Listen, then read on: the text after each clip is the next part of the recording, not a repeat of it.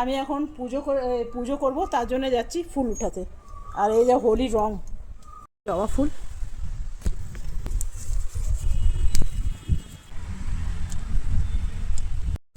তো চলুন বন্ধুরা, আমি পুজো করে ফিরে আসছি। চলে এলাম রান্নাঘরে। বন্ধুরা, আজকে বানাবো বাঁধাকপি, পিকনি দিয়ে দেবো। বাঁধাকপিটা আমার রেডি হয়ে গেছে। অনেক দিন কাঁঠাল গাছে কাছে যাওয়া হয় না, তো ভাবছি দেখি কাঁঠালগুলো কত বড় হয়েছে। কত বড় বড় কাঁঠাল হয়েছে দেখছেন, পুরো ভরে আছে। এই লাল ফুলটা দেখুন, নিজে নিজেই সারা বাগান হয়েছে। আর এই যে দেখুন, ডালটার মধ্যে কত কাঁঠাল ধরেছে দেখছেন, এই ডালটার মধ্যে।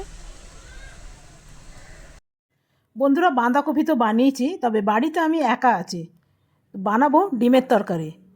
ডিম নিয়ে নিয়েছি, আলু নিয়েছি, আর এইখানে নিয়ে নেব ভাতের মধ্যে ডিম আর আলু। বাঁধাকপিটা থাকবে রাতের জন্যে।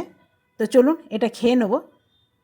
তো আমি বাড়িতে একা থাকলে বেশিরভাগ এমনি ডিম আর ভাত, এটাই আমার প্রিয় খাবার বলতে পারেন। বাঁধাকপি খেলেই আমার গ্যাস হয়ে যায়, সেই জন্য ডিম বানালাম।